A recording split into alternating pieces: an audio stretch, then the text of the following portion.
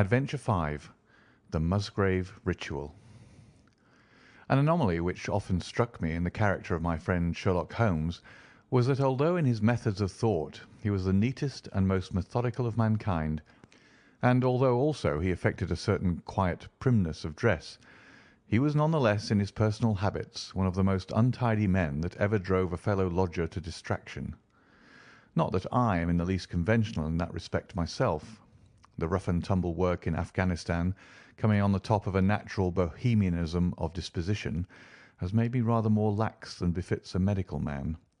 But with me there is a limit, and when I find a man who keeps his cigars in the coal scuttle, his tobacco in the toe end of a Persian slipper, and his unanswered correspondence transfixed by a jackknife into the very centre of his wooden mantelpiece, then I begin to give myself virtuous airs.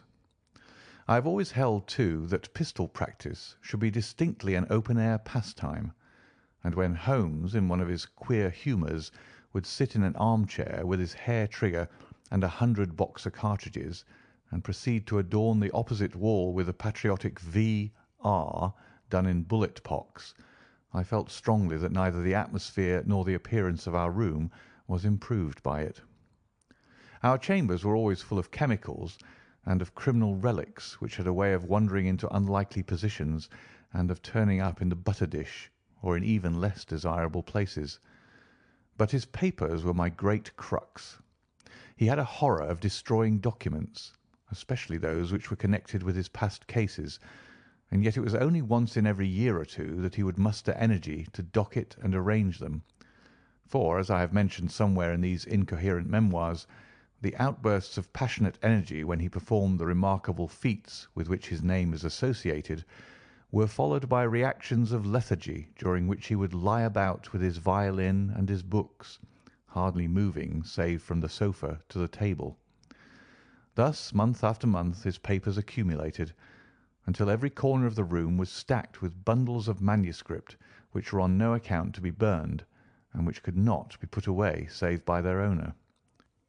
One winter's night, as we sat together by the fire, I ventured to suggest to him that as he had finished pasting extracts into his commonplace book, he might employ the next 2 hours in making our room a little more habitable.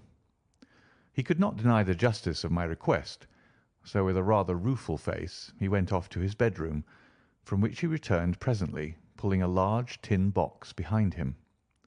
This he placed in the middle of the floor, and, squatting down upon a stool in front of it, he threw back the lid. I could see that it was already a third full of bundles of paper tied up with red tape into separate packages. "There are cases enough here, Watson," said he, looking at me with mischievous eyes. "I think that if you knew all that I had in this box, you would ask me to pull some out instead of putting others in." "These are the records of your early work, then?" I asked. "I have often wished that I had notes of those cases." "Yes, my boy. These were all done prematurely before my biographer had come to glorify me." He lifted bundle after bundle in a tender, caressing sort of way. "They are not all successes, Watson," said he, "but there are some pretty little problems among them. Here's the record of the Tarleton murders, and the case of Vanbury, the wine merchant, and the adventure of the old Russian woman, and the singular affair of the aluminium crutch, as well as a full account of Ricoletti of the club foot and his abominable wife. And here, now, this really is something a little recherché." He dived his arm down to the bottom of the chest and brought up a small wooden box with a sliding lid, such as children's toys are kept in. From within he produced a crumpled piece of paper, an old-fashioned brass key, a peg of wood with a ball of string attached to it, and 3 rusty old discs of metal. "Well, my boy, what do you make of this lot?" he asked, smiling at my expression. "It is a curious collection." "Very curious, and the story that hangs around it will strike you as being more curious still." "These relics have a history, then?" "So much so that they are history." "What do you mean by that?" Sherlock Holmes picked them up one by one and laid them along the edge of the table. Then he reseated himself in his chair and looked them over with a gleam of satisfaction in his eyes. "These," said he, are all that I have left to remind me of the adventure of the Musgrave ritual. I'd heard him mention the case more than once, though I had never been able to gather the details. "I should be so glad," said I, "if you'd give me an account of it." "And leave the litter as it is?" he cried mischievously. "Your tidiness won't bear much strain after all, Watson. But I should be glad that you should add this case to your annals, for there are points in it which make it quite unique in the criminal records of this, or, I believe, of any other country. A collection of my trifling achievements would certainly be incomplete which contained no account of this very singular business. You may remember how the affair of the Gloria Scott and my conversation with the unhappy man whose fate I told you of first turned my attention in the direction of the profession which had become my life's work. You see me now when my name has become known far and wide, and when I am generally recognised both by the public and by the official force as being a final court of appeal in doubtful cases. Even when you knew me first, at the time of the affair which you have commemorated in A Study in Scarlet, I had already established a considerable, though not a very lucrative, connection. You can hardly realise, then, how difficult I found it at first, and how long I had to wait before I succeeded in making any headway. When I first came up to London, I had rooms in Montague Street, just round the corner from the British Museum, and there I waited, filling in my too abundant leisure time by studying all those branches of science which might make me more efficient. Now and again cases came in my way, principally through the introduction of old fellow students, for during my last years at the university there was a good deal of talk there about myself and my methods. The third of these cases was that of the Musgrave ritual, and it is to the interest which was aroused by that singular chain of events, and the large issues which proved to be at stake, that I trace my first stride towards the position which I now hold. Reginald Musgrave had been in the same college as myself, and I had some slight acquaintance with him. He was not generally popular among the undergraduates, though it always seemed to me that what was set down as pride was really an attempt to cover extreme natural diffidence. In appearance he was a man of exceedingly aristocratic type, thin, high-nosed, and large-eyed, with languid and yet courtly manners. He was indeed a scion of one of the very oldest families in the kingdom, though his branch was a cadet one which had separated from the northern Musgraves some time in the 16th century, and had established itself in western Sussex, where the manor house of Hurlstone is perhaps the oldest inhabited building in the county. Something of his birthplace seemed to cling to the man, and I never looked at his pale, keen face or the poise of his head without associating him with grey archways and mullioned windows and all the venerable wreckage of a feudal keep. Once or twice we drifted into talk, and I can remember that more than once he expressed a keen interest in my methods of observation and inference. For 4 years I had seen nothing of him until one morning he walked into my room in Montague Street. He had changed little, was dressed like a young man of fashion. He was always a bit of a dandy, and preserved the same quiet, suave manner which had formerly distinguished him.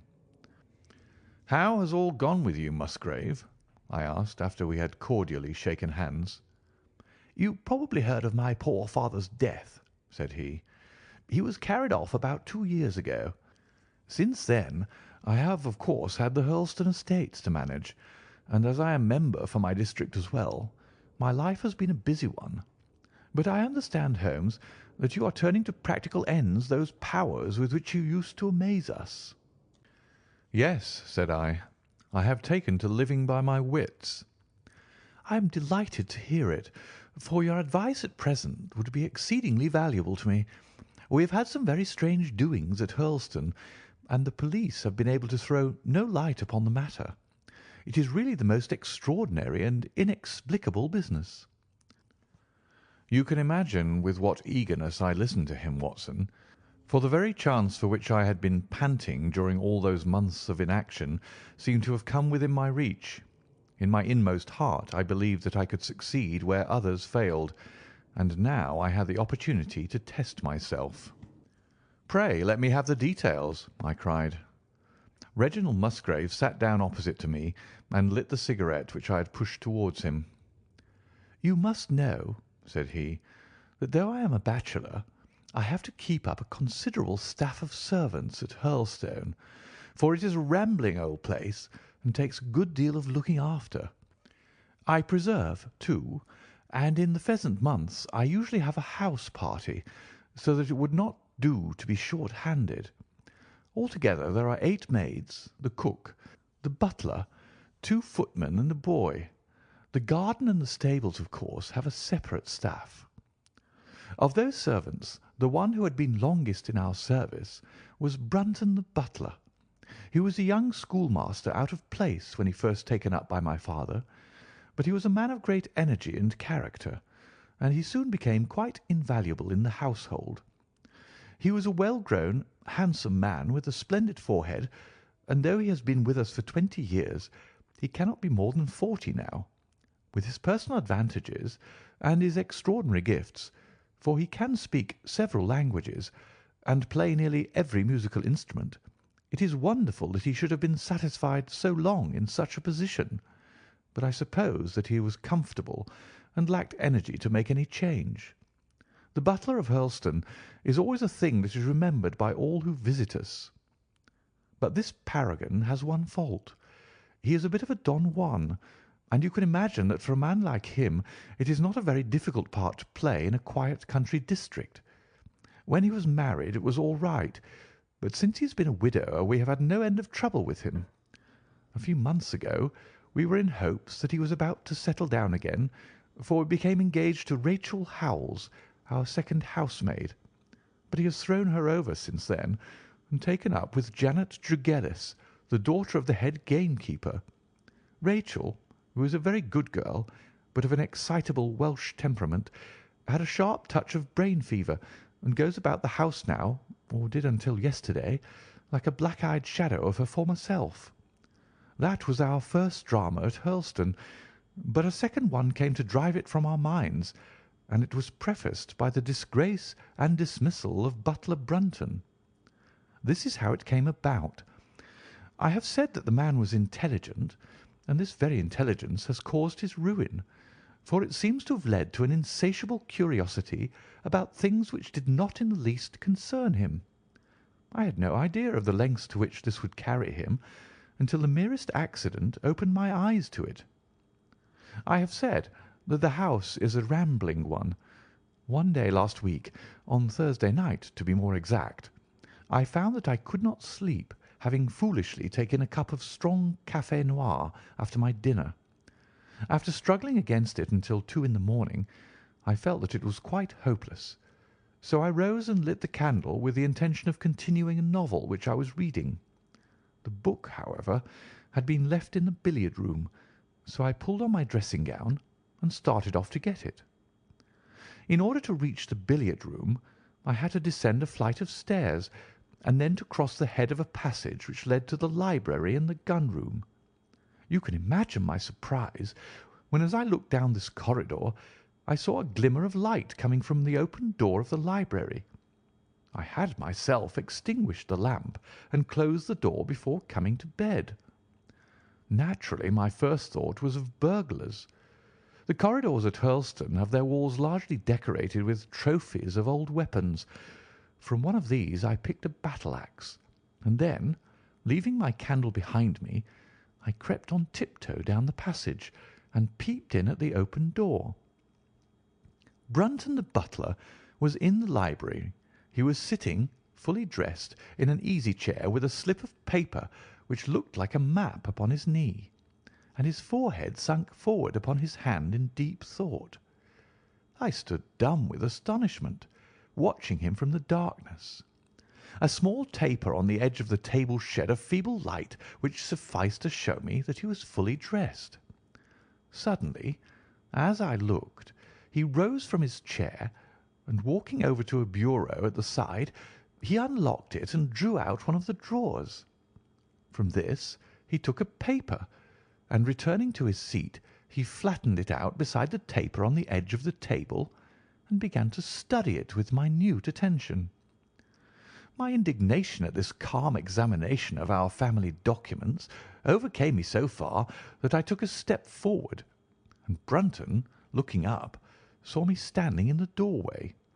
He sprang to his feet, his face turned livid with fear, and he thrust into his breast the chart-like paper which he had been originally studying.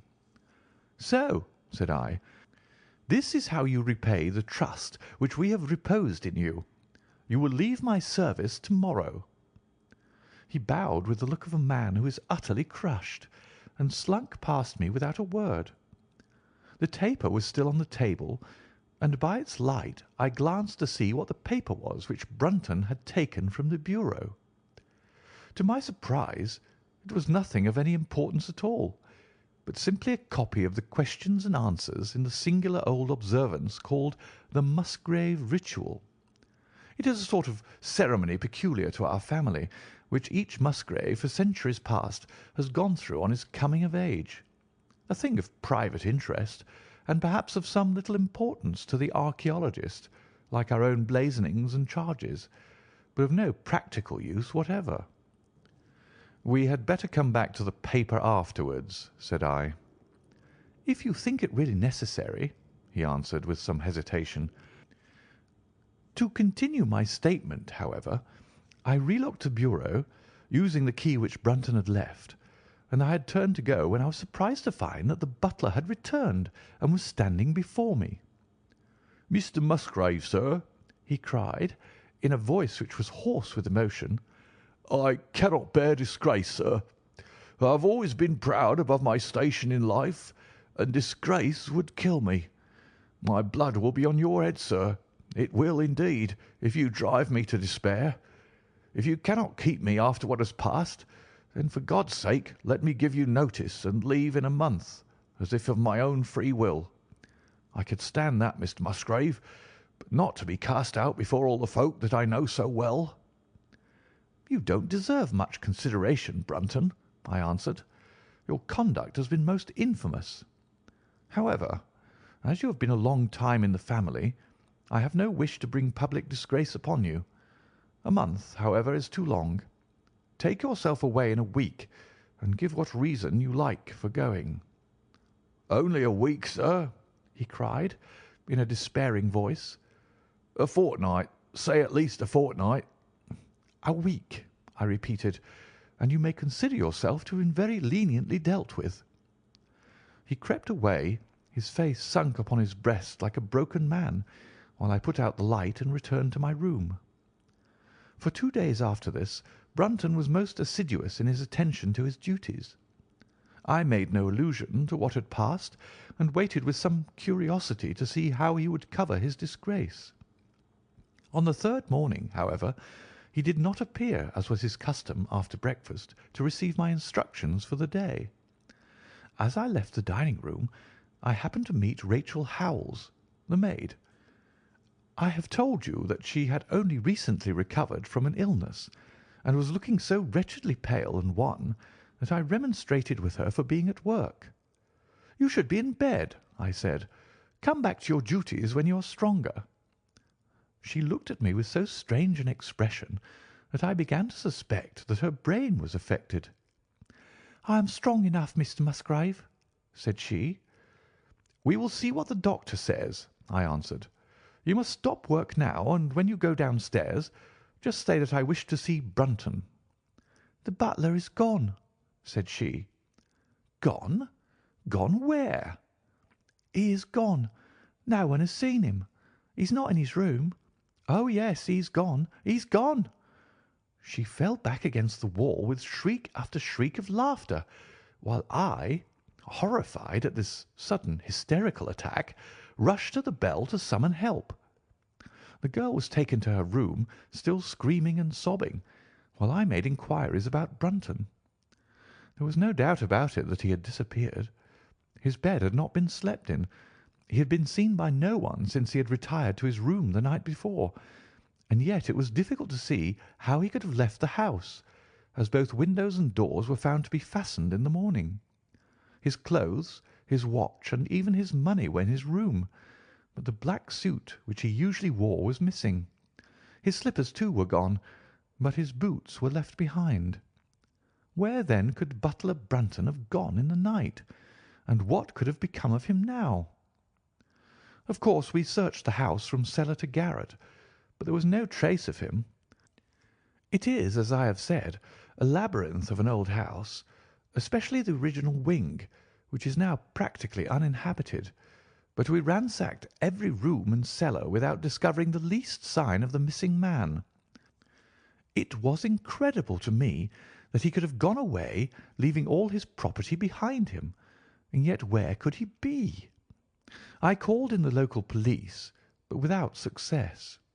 Rain had fallen on the night before, and we examined the lawn and the paths all around the house, but in vain. Matters were in this state when a new development quite drew our attention away from the original mystery. For 2 days Rachel Howells had been so ill, sometimes delirious, sometimes hysterical, that a nurse had been employed to sit up with her at night. On the 3rd night after Brunton's disappearance, the nurse, finding her patient sleeping nicely, had dropped into a nap in the armchair, when she woke in the early morning to find the bed empty, the window open, and no signs of the invalid. I was instantly aroused, and, with the 2 footmen, started off at once in search of the missing girl.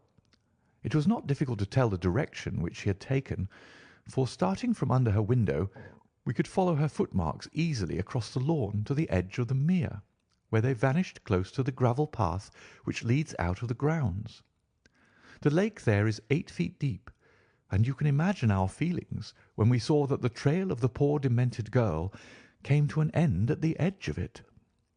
Of course we had the drags at once, and set to work to recover the remains, but no trace of the body could we find. On the other hand, we brought to the surface an object of a most unexpected kind. It was a linen bag, which contained within it a mass of old rusted and discoloured metal and several dull-coloured pieces of pebble or glass. This strange find was all that we could get from the mere, and although we made every possible search and inquiry yesterday, we know nothing of the fate either of Rachel Howells or of Richard Brunton. The county police are at their wits' end, and I have come up to you as a last resource."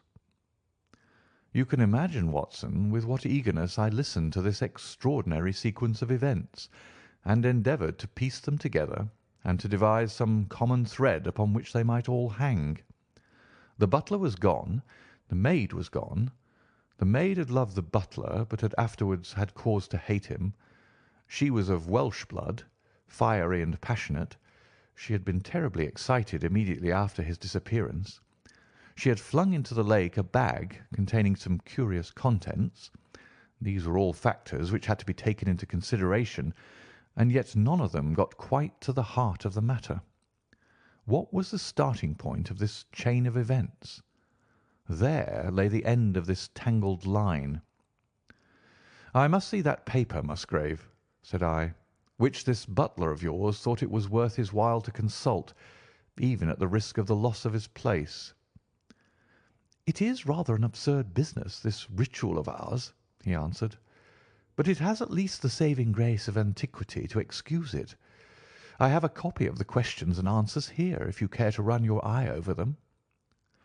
He handed me the very paper which I have here, Watson, and this is the strange catechism to which each Musgrave had to submit when he came to man's estate. I will read you the questions and answers as they stand. Whose was it? His who is gone. Who shall have it? He who will come. Where was the sun? Over the oak. Where was the shadow? Under the elm. How was it stepped? North by 10 and by 10, east by 5 and by 5, south by 2 and by 2, west by 1 and by 1, and so under. What shall we give for it? All that is ours. Why should we give it? For the sake of the trust. The original has no date, but is in the spelling of the middle of the 17th century, remarked Musgrave. I am afraid, however, that it can be of little help to you in solving this mystery. "At least," said I, "it gives us another mystery, and one which is even more interesting than the first. It may be that the solution of the one may prove to be the solution of the other. You will excuse me, Musgrave, if I say that your butler appears to me to have been a very clever man, and to have had a clearer insight than 10 generations of his masters." "I hardly follow you," said Musgrave. "The paper seems to me to be of no practical importance." "But to me it seems immensely practical, and I fancy that Brunton took the same view. He had probably seen it before that night on which you caught him." "It is very possible. We took no pains to hide it." "He simply wished, I should imagine, to refresh his memory upon that last occasion. He had, as I understand, some sort of map or chart which he was comparing with the manuscript, and which he thrust into his pocket when you appeared." "That is true. But what could he have to do with this old family custom of ours, and what does this rigmarole mean?" "I don't think that we should have much difficulty in determining that," said I. "With your permission we will take the first train down to Sussex and go a little more deeply into the matter upon the spot." The same afternoon saw us both at Hurlstone. Possibly you have seen pictures and read descriptions of the famous old building, so I will confine my account of it to saying that it is built in the shape of an L, the long arm being the more modern portion, and the shorter the ancient nucleus from which the other had developed. Over the low, heavily linteled door in the centre of this old part is chiselled the date 1607, but experts are agreed that the beams and stonework are really much older than this. The enormously thick walls and tiny windows of this part had in the last century driven the family into building the new wing, and the old one was used now as a storehouse and a cellar, when it was used at all. A splendid park with fine old timber surrounds the house, and the lake to which my client had referred lay close to the avenue about 200 yards from the building. I was already firmly convinced, Watson, that there were not 3 separate mysteries here, but only one, and that if I could read the Musgrave Ritual aright, I should hold in my hand the clue which would lead me to the truth concerning both the butler Brunton and the maid Howells. To that, then, I turned all my energies. Why should this servant be so anxious to master this old formula? Evidently because he saw something in it which had escaped all those generations of country squires, and from which he expected some personal advantage. What was it, then, and how had it affected his fate? It was perfectly obvious to me, on reading the ritual, that the measurements must refer to some spot to which the rest of the document alluded, and that if we could find that spot, we should be in a fair way towards finding what the secret was which the old Musgraves had thought it necessary to embalm in so curious a fashion. There were 2 guides given us to start with, an oak and an elm. As to the oak, there could be no question at all. Right in front of the house, upon the left-hand side of the drive, there stood a patriarch among oaks, one of the most magnificent trees that I have ever seen. "That was there when your ritual was drawn up," said I, as we drove past it. "It was there at the Norman Conquest in all probability," he answered. "It has a girth of 23 feet." "Have you any old elms?" I asked. "There used to be a very old one over yonder, but it was struck by lightning 10 years ago, and we cut down the stump." "You can see where it used to be?" "Oh, yes." "There are no other elms?" "No old ones, but plenty of beeches." "I should like to see where it grew." We had driven up in a dog-cart, and my client led me away at once, without our entering the house, to the scar on the lawn where the elm had stood. It was nearly midway between the oak and the house. My investigation seemed to be progressing. "I suppose it is impossible to find out how high the elm was?" I asked. "I can give you it at once. It was 64 feet." "How do you come to know it?" I asked in surprise. "When my old tutor used to give me an exercise in trigonometry, it always took the shape of measuring heights. When I was a lad, I worked out every tree and building in the estate." This was an unexpected piece of luck. My data were coming more quickly than I could have reasonably hoped. "Tell me," I asked, "did your butler ever ask you such a question?" Reginald Musgrave looked at me in astonishment. "Now that you call it to my mind," he answered, "Brunton did ask me about the height of the tree some months ago, in connection with some little argument with the groom." This was excellent news, Watson, for it showed me that I was on the right road. I looked up at the sun. It was low in the heavens, and I calculated that in less than an hour it would lie just above the topmost branches of the old oak. One condition mentioned in the ritual would then be fulfilled, and the shadow of the elm must mean the farther end of the shadow.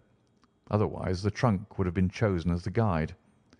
I had then to find out where the far end of the shadow would fall when the sun was just clear of the oak. That must have been difficult, Holmes, when the elm was no longer there. Well, at least I knew that if Brunton could do it, I could also. Besides, there was no real difficulty. I went with Musgrave to his study and whittled myself this peg, to which I tied this long string with a knot at each yard. Then I took 2 lengths of a fishing rod, which came to just 6 feet, and I went back with my client to where the elm had been. The sun was just grazing the top of the oak. I fastened the rod on end, marked out the direction of the shadow, and measured it. It was 9 feet in length. Of course, the calculation now was a simple one. If a rod of 6 feet threw a shadow of 9, a tree of 64 feet would throw one of 96, and the line of the one would of course be the line of the other. I measured out the distance, which brought me almost to the wall of the house, and I thrust a peg into the spot. You can imagine my exultation, Watson, when within 2 inches of my peg I saw a conical depression in the ground. I knew that it was the mark made by Brunton in his measurements, and that I was still upon his trail. From this starting point I proceeded to step, having first taken the cardinal points of my pocket compass. 10 steps with each foot took me along parallel with the wall of the house, and again I marked my spot with a peg. Then I carefully paced off 5 to the east and 2 to the south. It brought me to the very threshold of the old door. 2 steps to the west meant now that I was to go 2 paces down the stone-flagged passage, and this was the place indicated by the ritual. Never have I felt such a cold chill of disappointment, Watson. For a moment it seemed to me that there must be some radical mistake in my calculations. The setting sun shone full upon the passage floor, and I could see that the old, foot-worn grey stones with which it was paved were firmly cemented together, and had certainly not been moved for many a long year. Brunton had not been at work here. I tapped upon the floor, but it sounded the same all over, and there was no sign of any crack or crevice. But fortunately Musgrave, who had begun to appreciate the meaning of my proceedings, and who was now as excited as myself, took out his manuscript to check my calculation.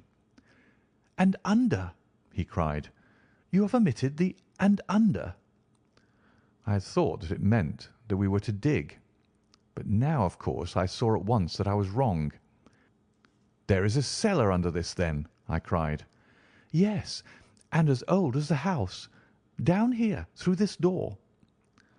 We went down a winding stone stair, and my companion, striking a match, lit a large lantern which stood on a barrel in the corner. In an instant it was obvious that we had at last come upon the true place, and that we had not been the only people to visit the spot recently. It had been used for the storage of wood, but the billets, which had evidently been littered over the floor, were now piled at the sides, so as to leave a clear space in the middle. In this space lay a large and heavy flagstone with a rusted iron ring in the centre, to which a thick shepherd's check muffler was attached. "By Jove!" cried my client, "that's Brunton's muffler. I've seen it on him, and could swear to it. What has the villain been doing here?" At my suggestion a couple of the county police were summoned to be present, and I then endeavoured to raise the stone by pulling on the cravat. I could only move it slightly, and it was with the aid of one of the constables that I succeeded at last in carrying it to one side. A black hole yawned beneath, into which we all peered, while Musgrave, kneeling at the side, pushed down the lantern. A small chamber about 7 feet deep and 4 feet square lay open to us. At one side of this was a squat, brass-bound wooden box, the lid of which was hinged upwards with this curious old-fashioned key projecting from the lock. It was furred outside by a thick layer of dust, and damp and worms had eaten through the wood, so that a crop of livid fungi was growing on the inside of it. Several discs of metal, old coins apparently, such as I hold here, were scattered over the bottom of the box, but it contained nothing else. At the moment, however, we had no thought for the old chest, for our eyes were riveted upon that which crouched beside it. It was the figure of a man clad in a suit of black, who squatted down upon his hams with his forehead sunk upon the edge of the box and his 2 arms thrown out on each side of it. The attitude had drawn all the stagnant blood to the face, and no man could have recognized that distorted, liver-coloured countenance, but his height, his dress, and his hair were all sufficient to show my client, when we had drawn the body up, that it was indeed his missing butler. He had been dead some days, but there was no wound or bruise upon his person to show how he had met his dreadful end. When his body had been carried from the cellar, we found ourselves still confronted with a problem which was almost as formidable as that which we had started. I confess that so far, Watson, I had been disappointed in my investigation. I had reckoned upon solving the matter when once I had found the place referred to in the ritual. But now I was there, and was apparently as far as ever from knowing what it was which the family had concealed with such elaborate precautions. It is true that I had thrown a light upon the fate of Brunton, but now I had to ascertain how that fate had come upon him, and what part had been played in the matter by the woman who had disappeared. I sat down upon a keg in the corner and thought the whole matter carefully over. You know my methods in such cases, Watson. I put myself in the man's place, and, having first gauged his intelligence, I try to imagine how I should myself have proceeded under the same circumstances. In this case the matter was simplified by Brunton's intelligence being quite first-rate, so that it was unnecessary to make any allowance for the personal equation, as the astronomers have dubbed it. He knew that something valuable was concealed. He had spotted the place. He found that the stone which covered it was just too heavy for a man to move unaided. What would he do next? He could not get help from outside, even if he had someone whom he could trust, without the unbarring of doors and considerable risk of detection. It was better, if he could, to have his helpmate inside the house. But whom could he ask? This girl had been devoted to him. A man always finds it hard to realize that he may have finally lost a woman's love, however badly he may have treated her. He would try by a few attentions to make his peace with the girl Howells, and then would engage her as his accomplice. Together they would come at night to the cellar, and their united force would suffice to raise the stone. So far I could follow their actions as if I had actually seen them. But for 2 of them, and one a woman, it must have been heavy work, the raising of that stone. A burly Sussex policeman and I had found it no light job. What would they do to assist them? Probably what I should have done myself. I rose and examined carefully the different billets of wood which were scattered round the floor. Almost at once I came upon what I expected. One piece, about 3 feet in length, had a very marked indentation at one end, while several were flattened at the sides as if they had been compressed by some considerable weight. Evidently, as they had dragged the stone up, they had thrust the chunks of wood into the chink, until at last, when the opening was large enough to crawl through, they would hold it open by a billet placed lengthwise, which might very well become indented at the lower end, since the whole weight of the stone would press it down to the edge of this other slab. So far I was still on safe ground. And now how was I to proceed to reconstruct this midnight drama? Clearly only one could fit into the hole, and that one was Brunton. The girl must have waited above. Brunton then unlocked the box, handed up the contents, presumably, since they were not to be found, and then what happened?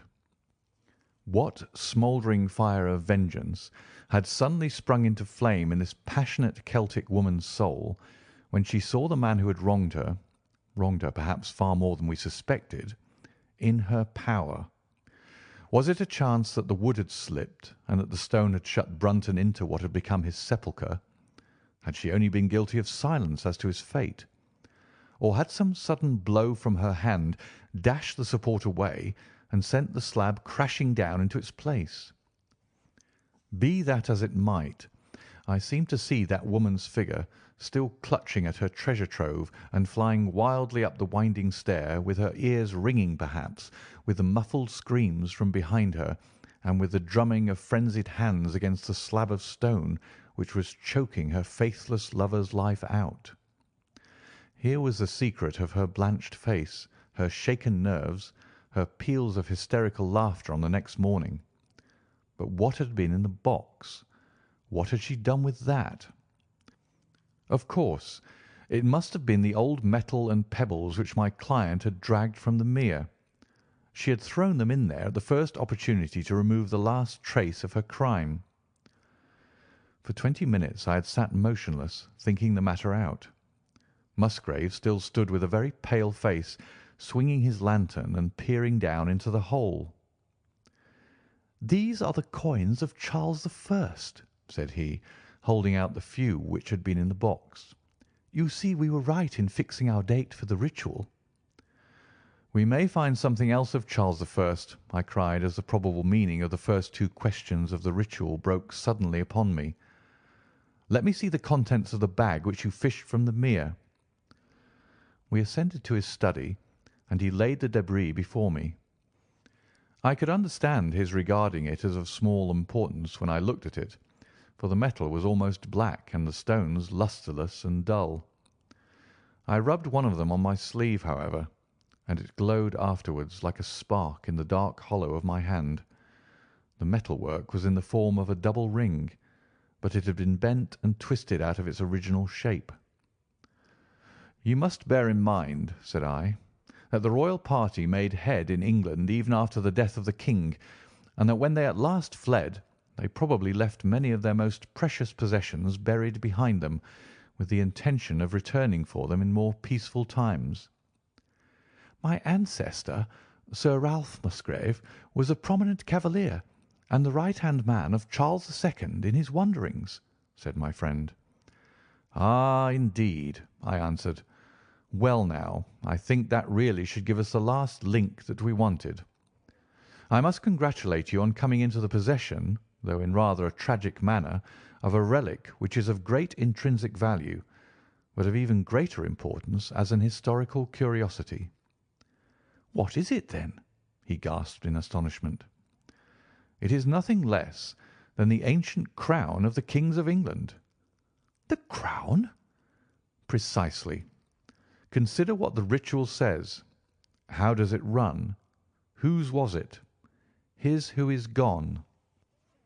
That was after the execution of Charles. Then, who shall have it? He who will come. That was Charles II, whose advent was already foreseen. There can, I think, be no doubt that this battered and shapeless diadem once encircled the brows of the royal Stuarts." "And how came it in the pond?" "Ah, that is a question that will take some time to answer." And with that I sketched out to him the whole long chain of surmise and of proof which I had constructed. The twilight had closed in, and the moon was shining brightly in the sky before my narrative was finished. "And how was it, then, that Charles did not get his crown when he returned?" asked Musgrave, pushing back the relic into its linen bag. "Ah, there you lay your finger upon the one point which we shall probably never be able to clear up. It is likely that the Musgrave who held the secret died in the interval, and by some oversight left this guide to his descendant without explaining the meaning of it. From that day to this it has been handed down from father to son, until at last it came within reach of a man who tore its secret out of it and lost his life in the venture. And that's the story of the Musgrave ritual, Watson. They have the crown down at Hurlstone, though they had some legal bother and a considerable sum to pay before they were allowed to retain it. I am sure that if you mentioned my name, they would be happy to show it to you.